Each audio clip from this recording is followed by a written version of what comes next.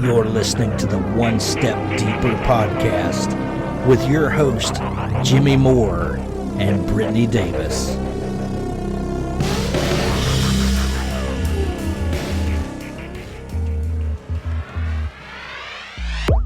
OneStepDeeperPodcast.com. Dude, these are my favorite frames ever. I was watching back the older episode from a couple weeks ago when you had those frames on. I was like, whoa. I had to adjust my set. That was the day that I bumped my head and I was like, I think I see spots on your eyes today, or maybe it's my eyes. Yeah, every once in a while the contacts start bothering me, and I'm on my very last pair, so I'm trying to make them last until I can get back to the eye doctor. So it's glasses today. No, and I love your glasses, and I love how you changed the thing. I know you talk a lot about this on your TikTok videos over at Brittany Lee over on TikTok, and one of the ones that you did was, guys, watch this. Watch this. And it's like all the magnetic frames. Yeah, take them off so people can see they come off. I'm like, though, that TikTok got like 60,000 views. It was something crazy.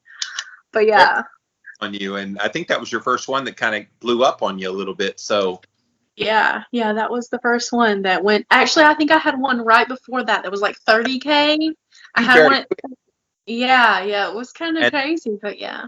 Yes, and so so it's never a dull moment in your life, my life. So what's going on? How you doing? I'm doing great over this slate. I am so pumped to talk about today's topic. I'm not even gonna lie. I'm just like, I feel like 30 some episodes have led up to this one. If I'm like, that's how monumental I feel like this is. This has been a moment for us. Like, look, we have both been through the ringer and back with this topic we're going to talk about here today. And if you hadn't noticed, it's going to be about childhood trauma today. Let me see if I can do that voice that you did. It's going to be childhood trauma, and we're going to have to work on it. We're going to be talking about some childhood trauma today. Yeah, that one.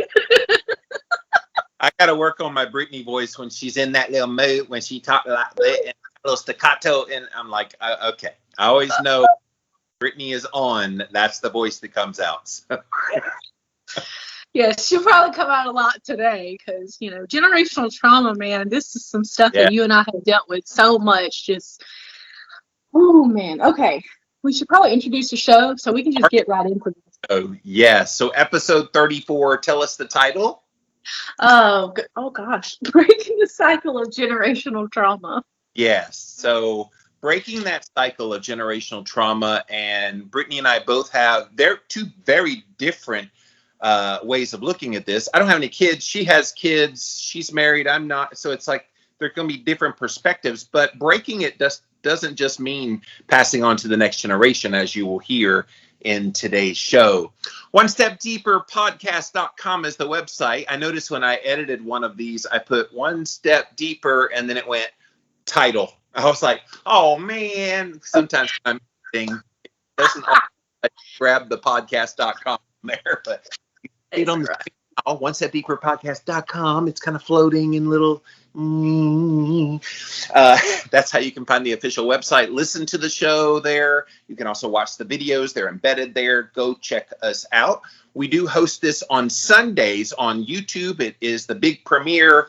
Always comes out at 4 p.m. Eastern time as a premiere over on YouTube. So just type in One Step Deeper on Sundays and it'll feel like you're watching a live show.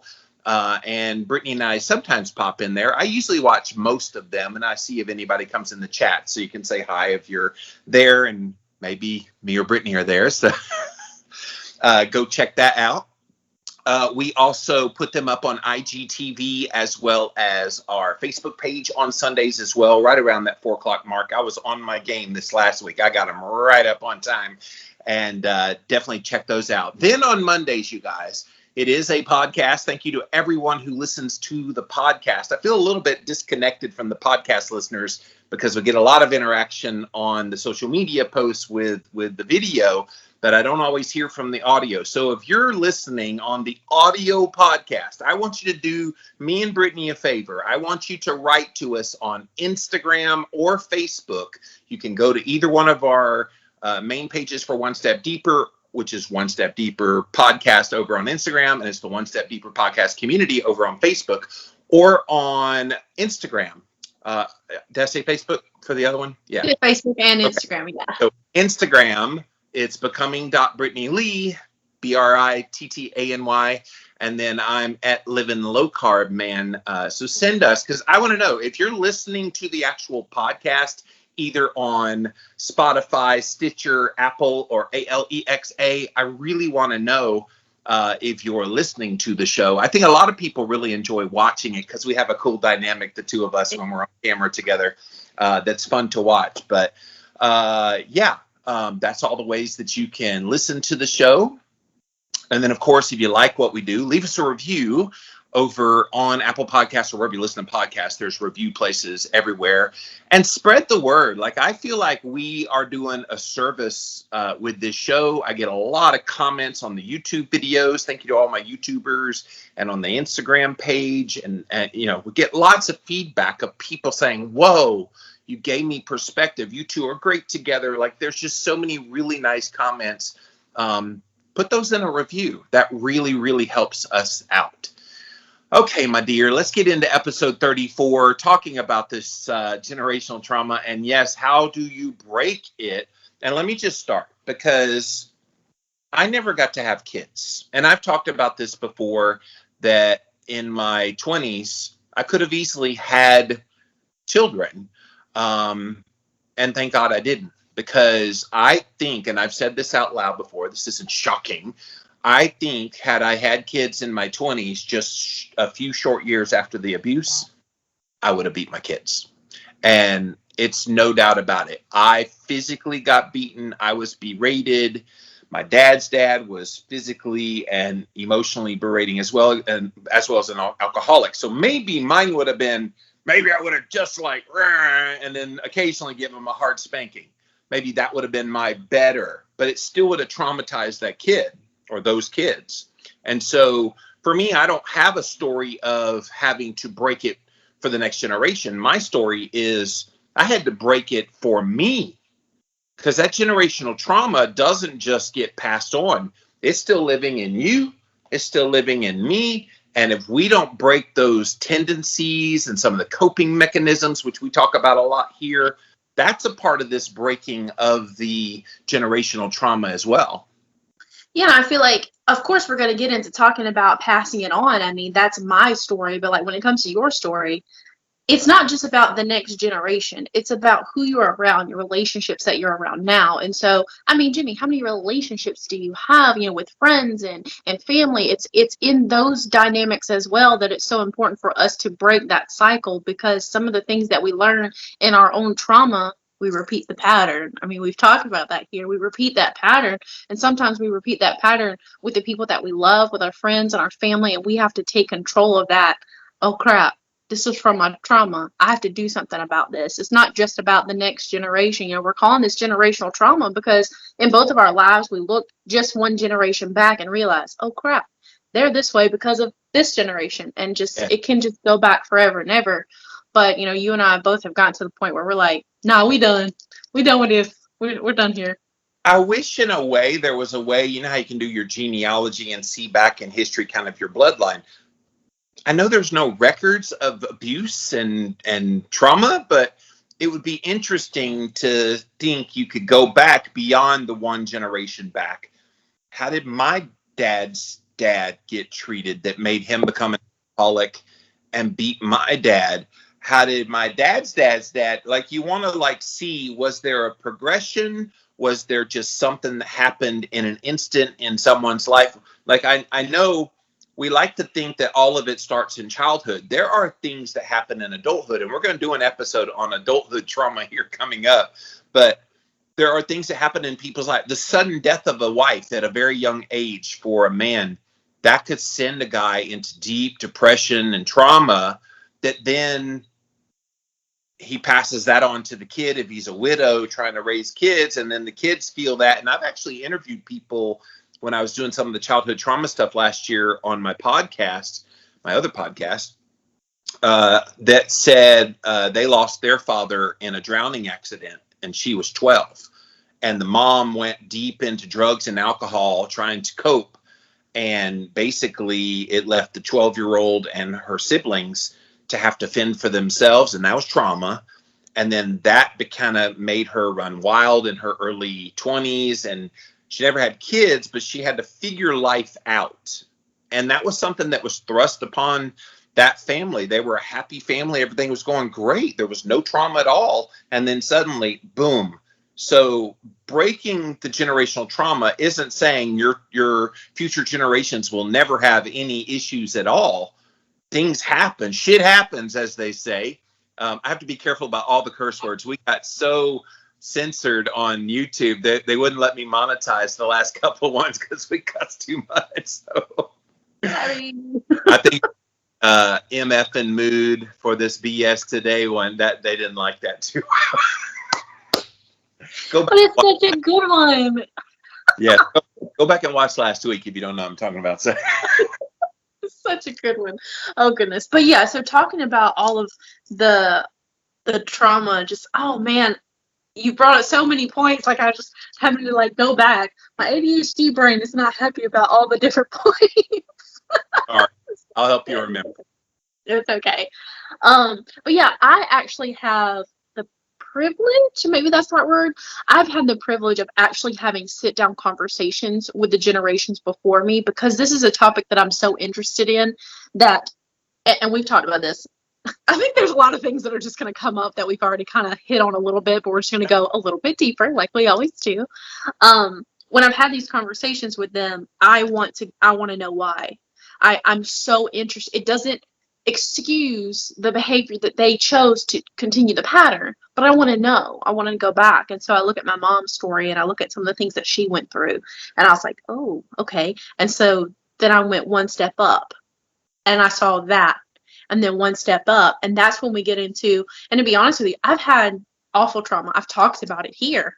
And I don't like comparing traumas. It's not like, oh, theirs is worse than mine. I don't like doing that. Trauma is trauma, period. But when we get into my grandmother's situation, she had an alcoholic father who beat the crap out of her. And going one more up, my great grandmother had the same situation, just awful people. And then it makes me think, what are these parents who are, these fathers at the time who are beating their children and coming home and being alcoholic? What were they dealing with? What got them to that point? Because I don't know about you. And yeah, I've done a lot of inner work, but I can, even as a child before I had done inner work, I could never imagine doing something like that to a human being. And so the things that have to go on mentally to exhaust you to the point where you're taking all of your trauma and then going, I can't deal with this. I can't process this. You take it by screaming and yelling and hitting. That's what they're doing. I think it goes on something we've talked about many times before, that when you are in that kind of state of trauma all the time, let's go to my trauma. So I was beaten, I was thrown into walls, I was punched, I was berated verbally. Okay, that was normal to me. We talked about this in a recent episode, one of the recent episodes, where when you get things said to you so much that becomes your normal, so that when you get out in the real world and you realize that's not the normal for everyone else, it's kind of shocking to you. And so you try to run back to that normal again. And so it's not surprising that you get in this familiar situation, even though the roles are reversed and you at the time of your abuse think there's no way I would ever. Well, what happens is it's such a familiar place that you just fall right into it. Never mind role reversal. You become the very thing you thought was repulsive as a kid, but that's what you learn. This is how you rear kids. And I turned out okay despite that. So therefore it must be the right way to do things. So I can easily see how people get into that. Right. And like going into something that you said earlier, you would have had it in your mind. And this is what happens in these generational traumas. Well, I'm better than my parents. And that's enough. And so, going back 4 generations ago, when the father would beat the crap out of them and, sexually molest them. There was that kind of stuff all the way back there. And that was just passed down. The next generation was like, well, I'm not as bad because I didn't beat them. I'm not as bad because I didn't do this. And so, yeah, each generation is progressing. And I hate saying it this way, but it's not enough. It's not enough. Like, it's no. Look, I'm going to give an analogy. Let's imagine you go to a restaurant and you order a hamburger with a salad. And in the salad, they put 20 cockroaches. Okay? Yeah. Oh, my God, how horrible. So the next Right. time you go back, there's only 16 cockroaches. Is it better? Yeah. But really, no. Right? And then the next time they get a little bit, there are only 14 cockroaches. And at some point, you got to get rid of the fucking cockroaches. Sorry, I'm going to say the F word because that needed it. You got to get rid of the cockroaches. And the cockroaches in this story is all the abuse. Stop abusing your kids. And let's go there for just a second. So I look at the people who are still alive in my family, and I look back at their trauma. Because you have to, when you start walking through a self-healing journey, you almost have to revisit that, not to make it okay, not to justify anything that they ever did to you, but to understand that you have the potential to do the same thing to the next generation or the people around you if you don't do something now. And so understand why they chose, or how they chose, or what path led them there. So you have to choose that. But let's look at them for a second. My mom was in survival mode.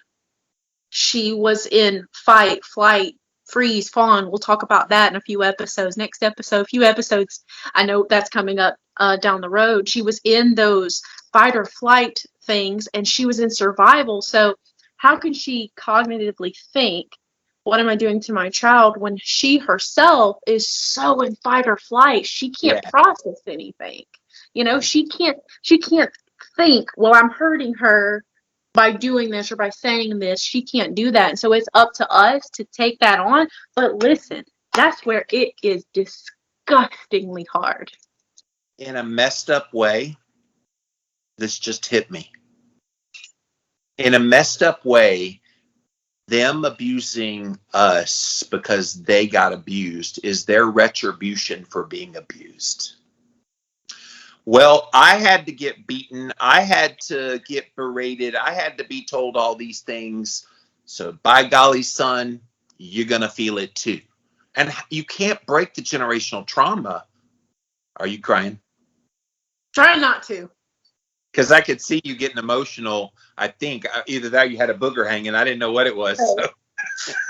Well, I wrote this down when I was thinking about this topic, and I wanted to take it here. And so I'm glad that you brought this up. So number one, before I get into it, I want to say I refuse to leave a legacy of pain. I refuse to do that. And if I do mess up and I do cause my children pain, I'm a human being. I make mistakes. I'm going to apologize for them, something that I don't feel like I ever got in full extent. I have gotten some level of apology, moving on, that kind of stuff.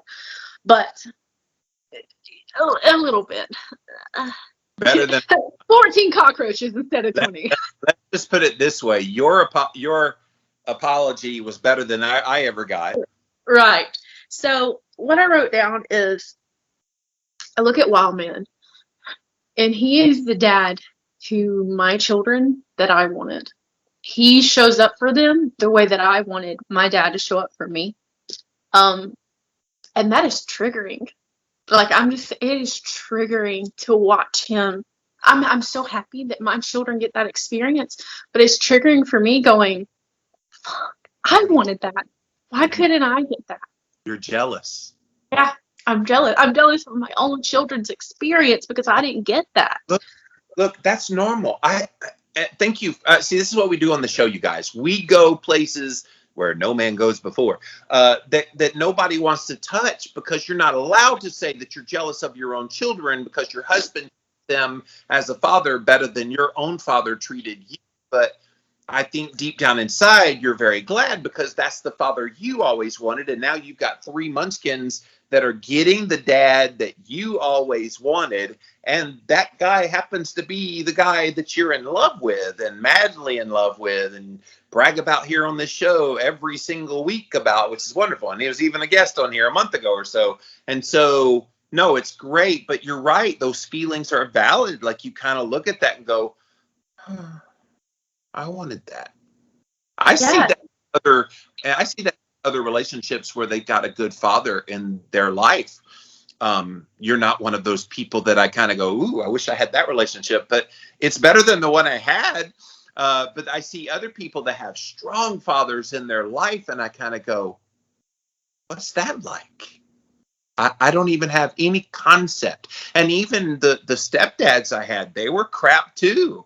I never had any kind of positive male figure in my life until I went off to college. And that BSU, the Baptist Student Union guy, he was the first like male I ever saw in my life that looked normal. Keto Chow is a customizable shake mix that is also perfect for cooking and baking, giving you simple, nutritionally perfect meal options.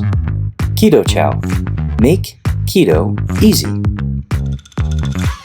Discover your favorite flavor at jimmylovesketochow.com.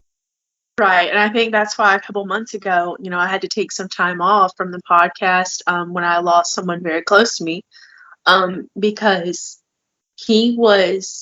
I had my grandfather when I was young. I lost him when I was 12. He was the closest thing to a dad that I had. He picked me up. He was there waiting on me when the school bus dropped me off. He was that for me. And then there was a gap of time where I didn't really have any kind of father figure. I had nothing in this gap of like 12 to 16.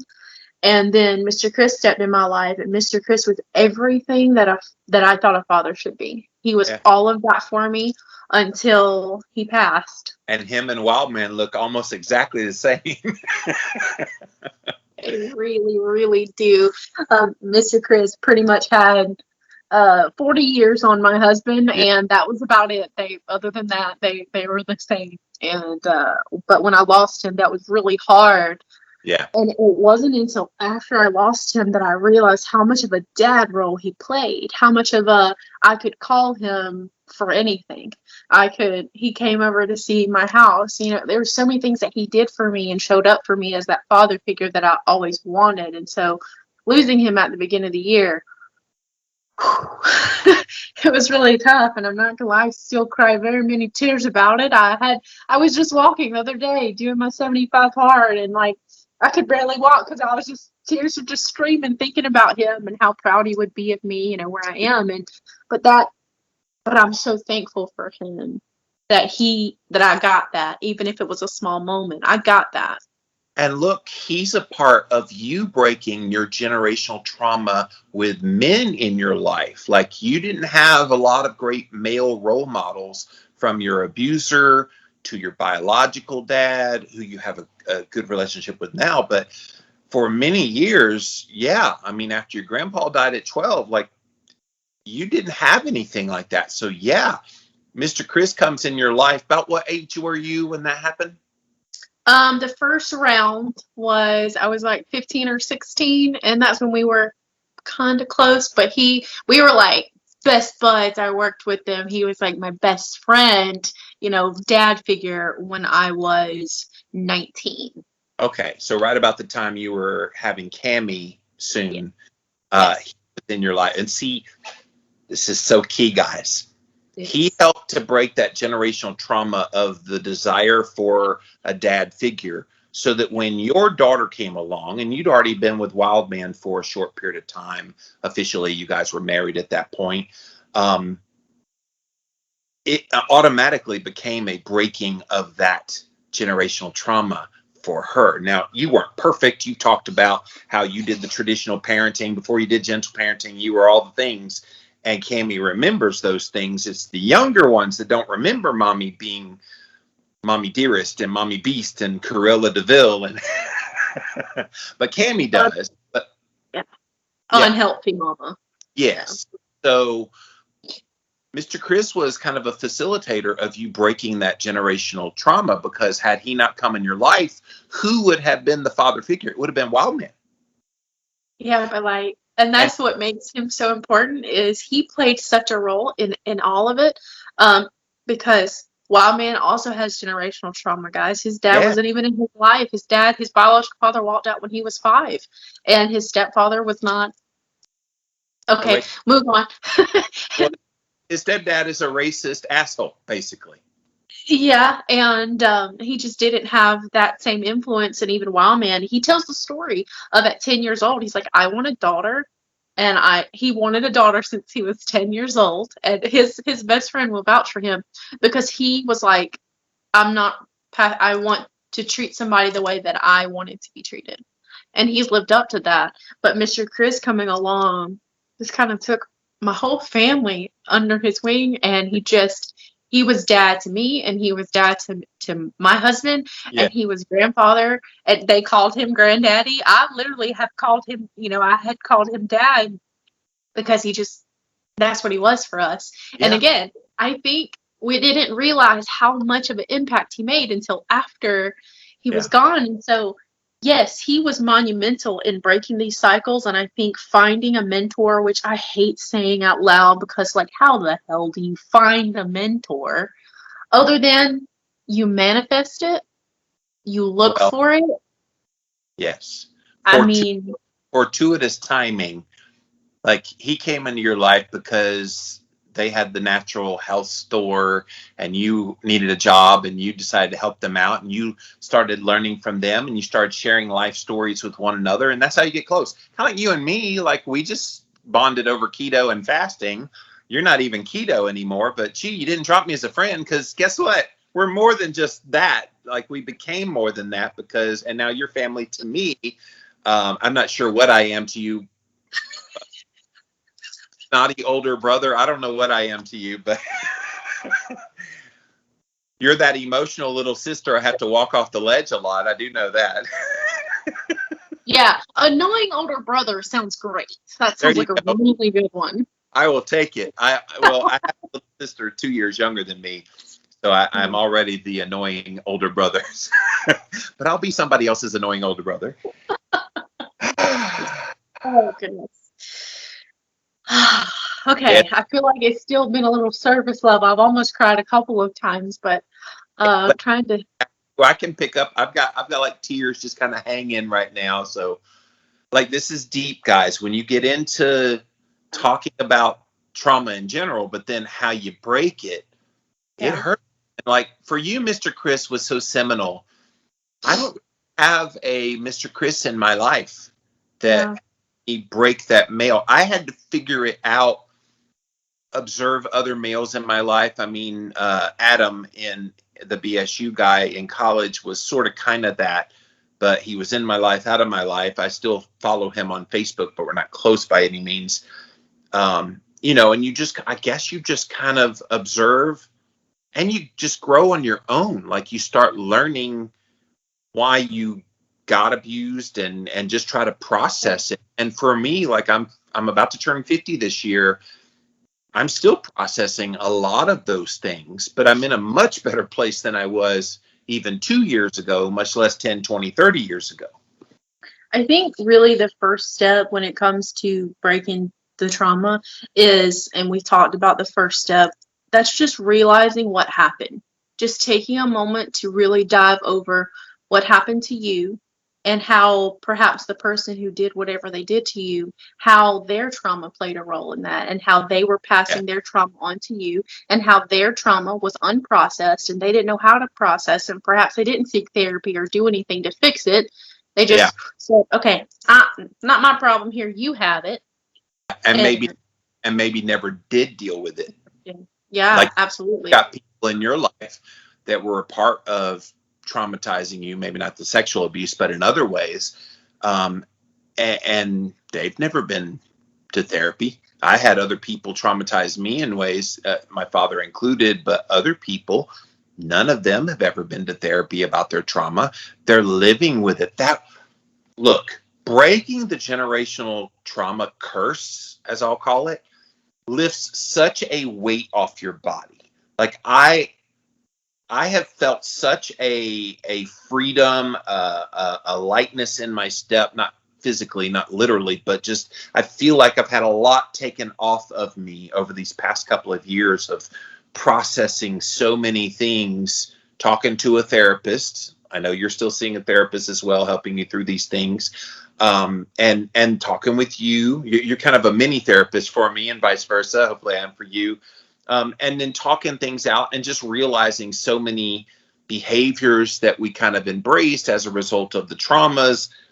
When you kind of start doing this work, it lifts so much off of you that you almost physically feel lighter on your feet. And if you're doing this work and you're not getting that feeling at any point, you need professional help to help you get there, because you should feel mentally clearer, that burden on your shoulders off. You should feel happier. Like all these things need to kick in, or you haven't broken the generational trauma. Yeah, and I mean, it won't feel like that every day. I'm not gonna lie. There are some days I wake up, and I'm like, I don't want to feel this today. It comes back, but I will say, the more times it comes back, and those feelings and those fears and those hurts and those beliefs, it's quicker. They fade quicker, and that's such it's monumental on breaking these curses to realize, or breaking these patterns. Realize they will still continue. It doesn't mean I broke it, I'll never deal with anything again. And the triggers are still there. I sent you a video the other day of this guy that's a wonderful therapist on YouTube. I forget his name right now, but he had this great kind of like these unknown triggers that you don't even realize you're being triggered by little things in just the day to day. And as soon as you recognize triggers, then is when you can kind of bounce back quickly. But the triggers hit, you're going to have that momentary, and then you're back. But it takes acknowledging the trigger, knowing what kind of set you off and why suddenly you're having those feelings just bubble up. What do you call it? Your inner child starts speaking, and the adult leaves your body for a moment. It's just the inner child, and it's that inner child going, why are you hitting me? Why are you yelling at me? And if you can keep the adult in the room while the inner child is there as well, then you can bring that back into line pretty quick. But that's tricky if you're not looking out for these even subtle little things. It could be a smell, it could be a sound. And you and I have been talking a lot about this as well. Like, I'm very sensitive to loud noises. And we'll talk about that in a future episode. But there's little things that you have like identified for me, and I'm like, holy crap, yeah, it makes a lot of sense now. Yeah, noises are absolutely one of my triggers. And I know any loud something dropping, fireworks. This year was the first year I've actually was able to enjoy them, thanks to a supplement I've been taking. But I have really struggled with loud noises, and they always trigger me and anxiety and all of those past things that come up, because loud was what it was at my house when I was a child. Loud equals I was about to get beaten. You know, there was cabinets slammed and doors slammed and people screaming, and there was so much. And a lot of the times I remember vividly, I was a good kid because I was afraid to get beat, but it didn't matter because, you know, if my stepdad came home and he was in a bad mood from work, we were going to get beat. I remember him saying the words, I feel like hitting somebody today. Yeah. Come here. Like, you know, it was literally like, somebody made me mad, so you're going to get the punishment for it, even if there was nothing that we ever did, you know? And so the loud noises trigger that in my body as a body reaction. And so like, I know when a loud noise comes, I have to stop, take a deep breath. My heart starts racing again, no matter what it is. Even if it's my child drop a toy, like it will trigger me. I hate this show sometimes, but it just opened up something I never realized. When my dad was mad, I'd get home from school or whatever, and I'd see him in the restaurant. He had a look on his face of very stoic, and you could just see he was seething about something. And I knew as soon as I saw that, I was going to get hit. Didn't matter how happy I was. It's why I'm silly. It's why I like fun. It's why I goof off on podcasts. It's why in my own life, I go the other direction. And when I see stoicness, I just hate it. Like, don't be serious with me, because serious means I'm getting the hell beat out of me next. And so as a survival mechanism, I had to learn to be funny, because serious meant harm and hurt. Funny, safe place. Yeah, I'm only like smiling because I do the same thing. Like Brianka was created as my alter ego where I get angry, but I made her funny. I made my angry funny because yeah, anger equaled beat and equaled all these things. And so number one, I named that bitch and I put her outside of myself, when I react in my trigger person, you know, I'm almost like put her outside of myself. I'm not that person. But even when I am that person, she's funny, she has an accent, she goes, you know what I'm saying? So that I don't hurt people with my anger like people hurt me with theirs. You know what would be great for your TikTok channel is to do a reenactment of you talking to Brianka. It's in the works. It's written down in my planner to do a Brittany Brianka kind of thing. Yeah. Like have a situation come up and the Brittany reaction and the Brianka reaction. Look, that will be the biggest thing you ever do if you kind of take like general situations and you do the Brittany, the polished Brittany, the kind Brittany, blah, blah, blah, that's honest and and then the Brianka, and like juxtapose it. And even like side by side, if you could somehow get them side by side and you're looking at each other and, what are you looking at, bitch? Oh, goodness. Yes, but that's another thing in generational trauma, guys. Like, I feel like you don't have to laugh about your trauma, okay? Jimmy and I do. It's just something that it brings us comfort, whatever's comforting to you when you talk about your trauma or don't talk about it, I personally believe whether it's with a friend or a family member or a therapist, I think it's best to talk about it and get it out loud.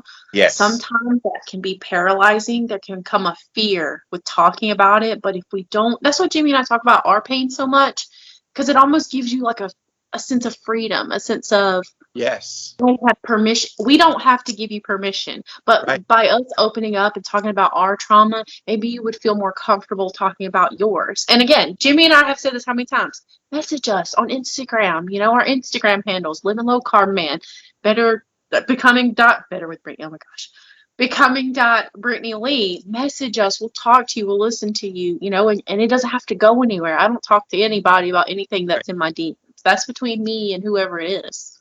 I hear from so many people that say, thank you for like going there.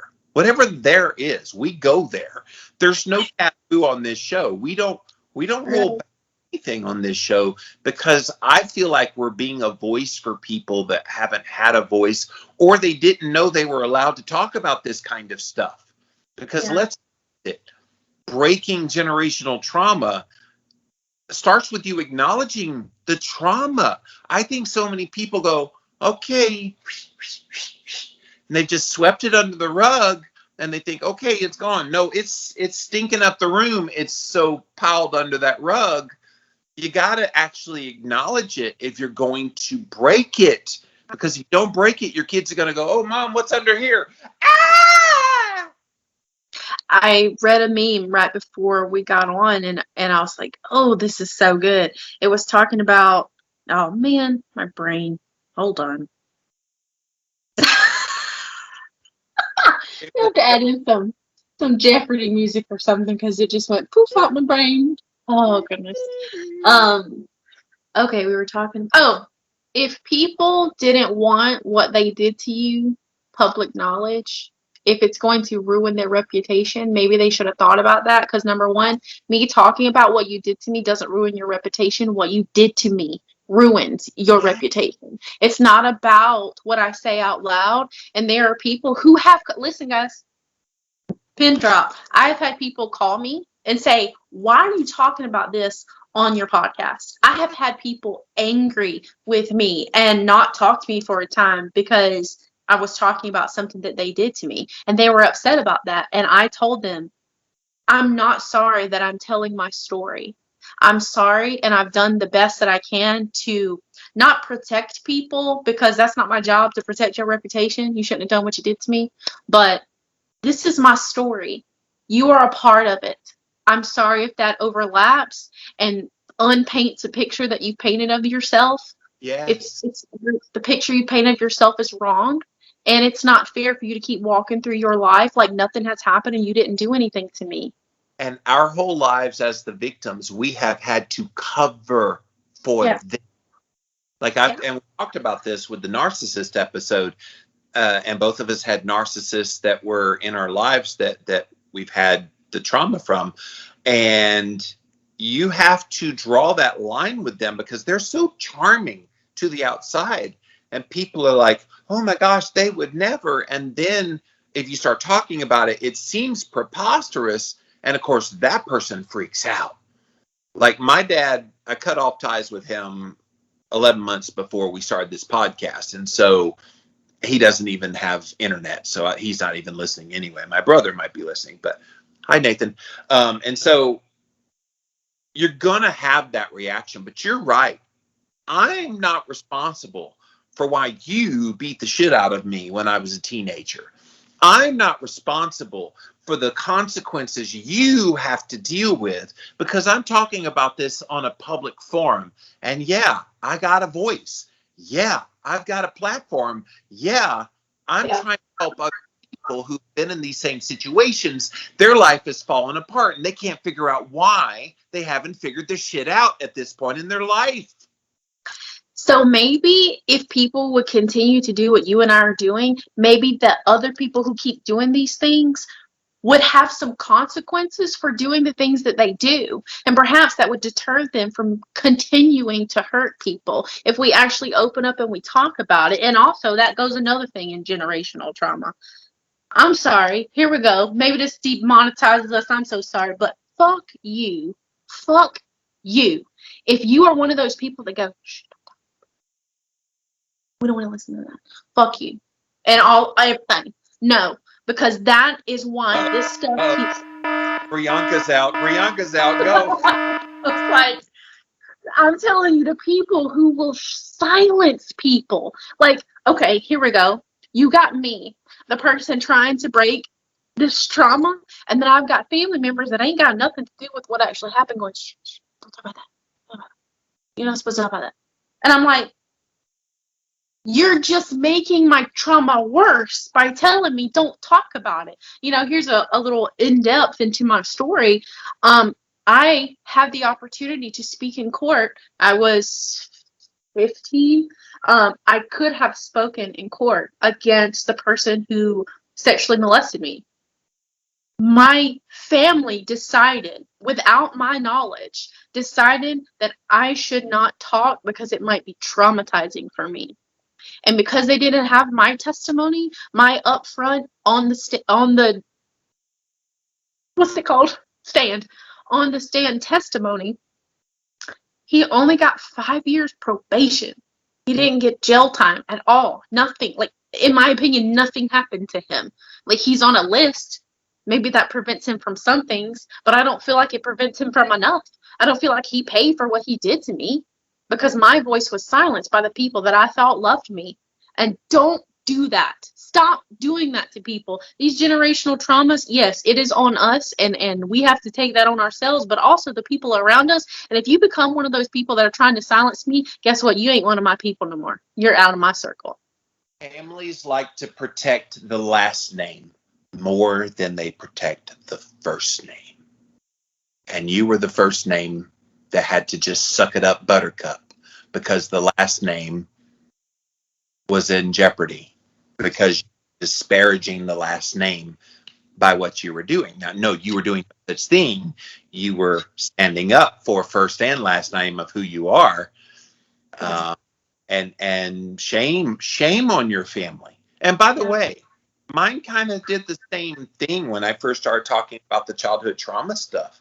They're like, you can't talk about that. I remember my dad calling my mom. I've told this story before. Right after I got back from sabbatical, and you and I were talking, many people on my podcast, he said telling lies about me. And it's like, all right, at least acknowledge that something happened.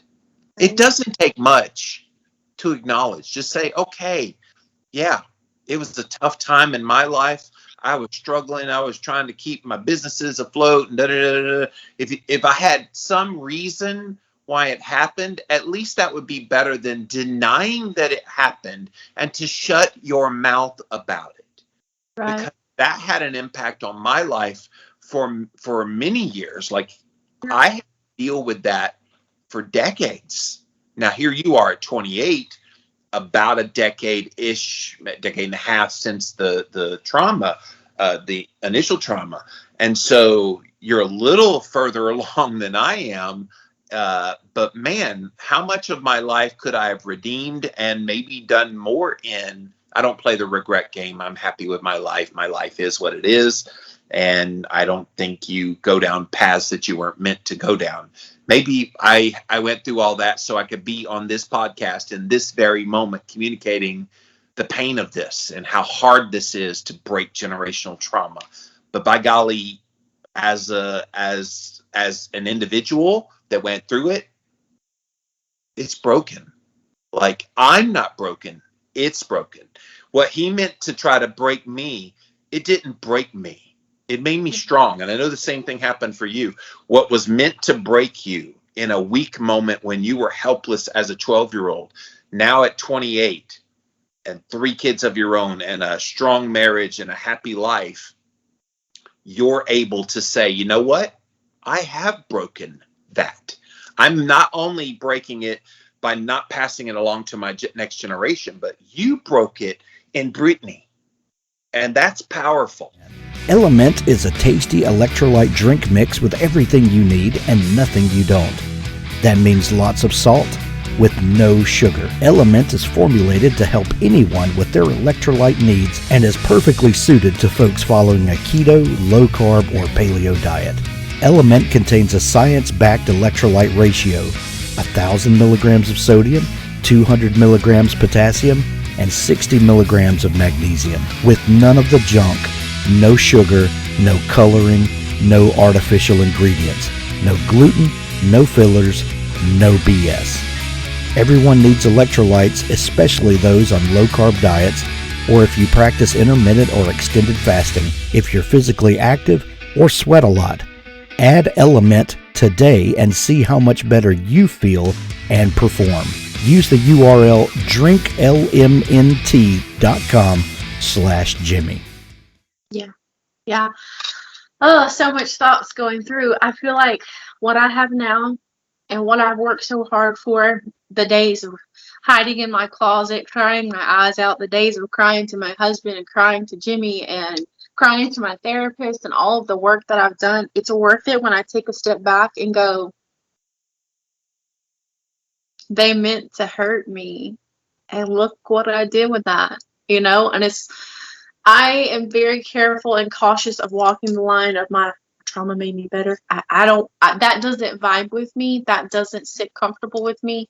I respect anybody else who chooses to live that life. That's your business and how you choose to look at your trauma or how you look at, I was a victim, but I took that and decided I'm going to be a victim that talks about what happened to me.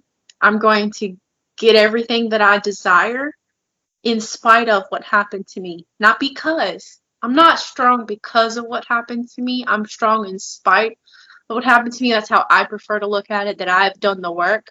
I've grown the muscle.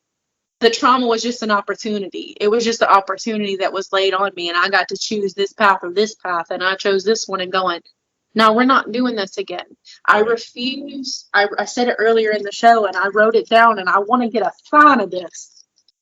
There's an old Christian song, and y'all know how I feel about that right now, but there's an old Christian song talking about legacy, and I think it's called Legacy.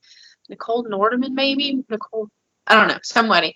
And Christian music industry in the 90s. It was Nicole Nordeman. Yes. Thank you. It's an older song. But she talks about leaving a legacy, and I'm like, I refuse to leave a legacy of pain. I refuse for 20 years from now for my child to be on a podcast talking about how I hurt her, how I broke her. And you know what? Will I make mistakes? I absolutely will. And I will give her the platform to tell me so. She gets, matter of fact, I think I've told this story on here before about Darcy and how she was allowed to tell me, I'm mad at you, Mom. Right. She was allowed to be mad at me. Was that the swimming one where it was green and gross and she was mad at you? Yeah. Yeah, she was in the swimming pool, and for her safety, we had to get her out. And she's like, I'm mad at you. And instead of going, well, are you not supposed to be mad? I was like, you're well. Like, I was being a parent. I was doing what I was supposed to do. You're allowed to be angry. I love you still, no matter how you feel about me. I love you, and I'm trying to protect you. And I said, when you're ready, I will happily talk to you.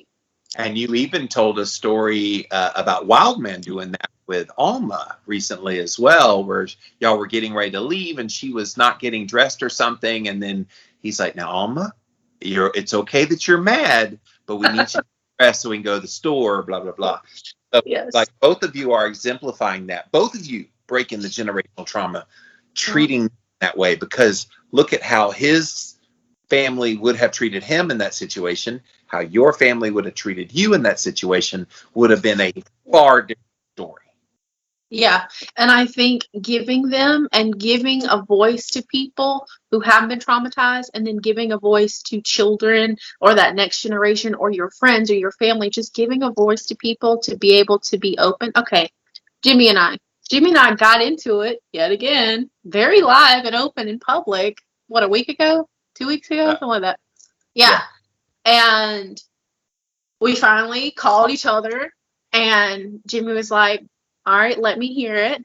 And I was like, all right, talk back. And it was a little heated because that's how this happens. There was emotions. For an hour, we were a little, not ugly. We not were never ugly. Each other. We were very respectful, but you're like, this is what I believe. This is what I saw. This is what I believe. This is what I saw. Okay, well, how about this? Well, how about this? And it kind of did but that. And then I cracked a joke and you laughed at it. I'm like, okay, I think we're getting there. So.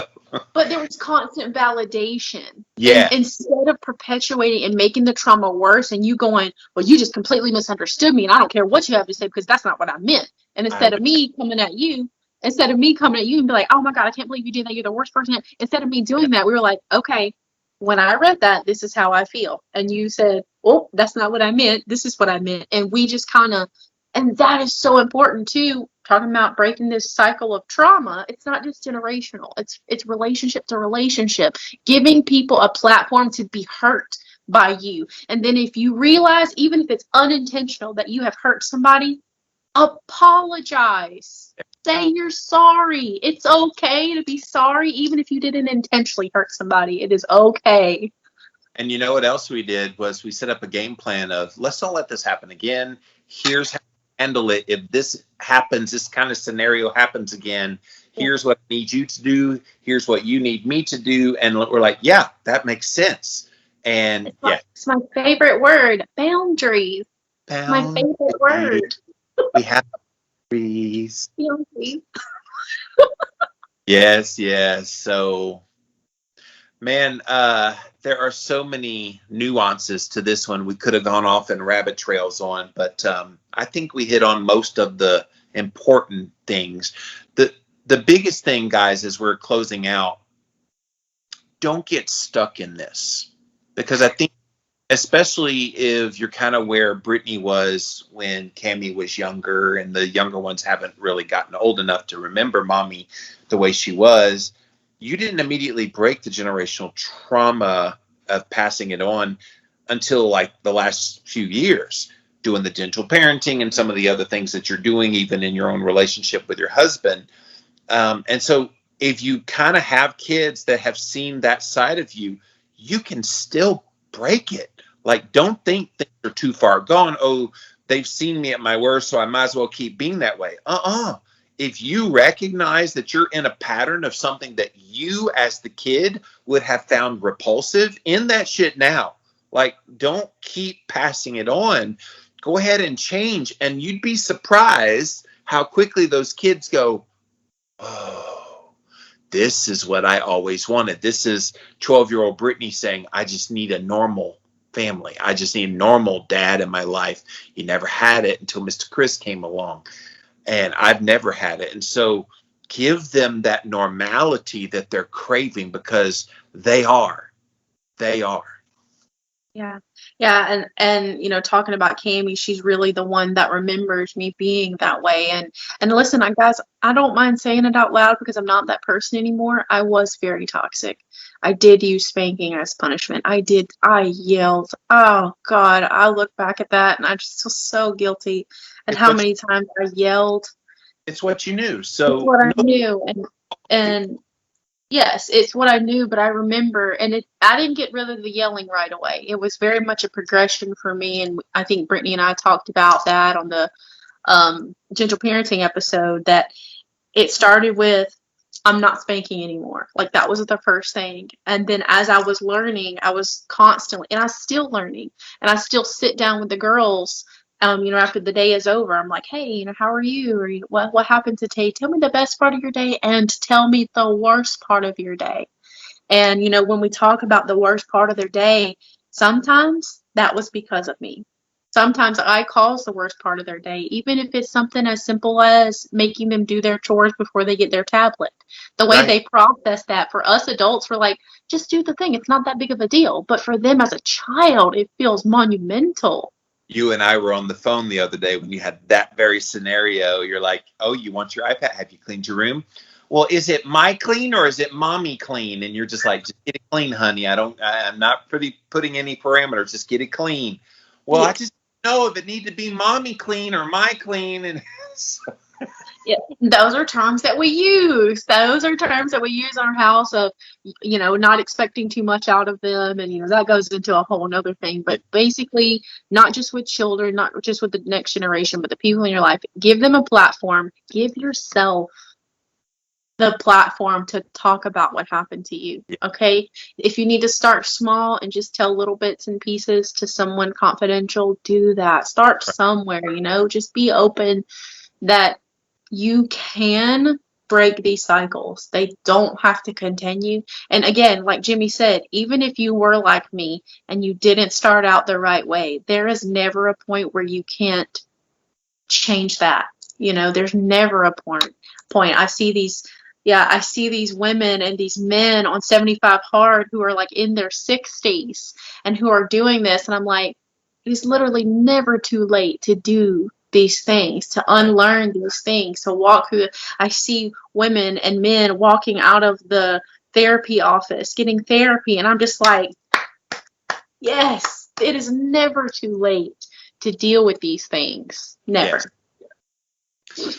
Well, guys, we had a loaded episode 34, breaking to generational trauma. Hopefully you learned a few things. If you're still dealing with some of that in your own life, maybe this helps you break your generational trauma. And it's a constant process. Brittany and I have been doing this work. We're still doing this work, and we will still be doing this work in the show force. Yeah, thank you guys so much for being here. One Step Deeper podcast.com. You can find all the episodes there. Sundays at 4:00 on YouTube, Eastern Standard Time, 4 o'clock. I said that. That's where all the episodes air first. You can see it video format there. I get so much feedback about people loving the video format of this, where they can watch our interactions. Video format is also available on Facebook and on Instagram. Facebook is One Step Deeper Podcast Community, and Instagram, One Step Deeper Podcast is the handle there. And then also, obviously, we're a podcast, so you can find us anywhere that you listen to podcasts, Apple, Stitcher, Spotify, and those are the places. Please leave us a review. We love hearing from you guys. And over on Instagram, if you need anything and you need to talk about these traumas, Jimmy, Living Low Carb Man. Brittany is, I forget my handle, Becoming Dog Brittany Lee.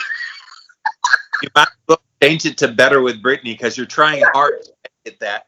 I want to say it. The Becoming Dog Brittany Lee. And you don't even do that show anymore. So. Oh, goodness.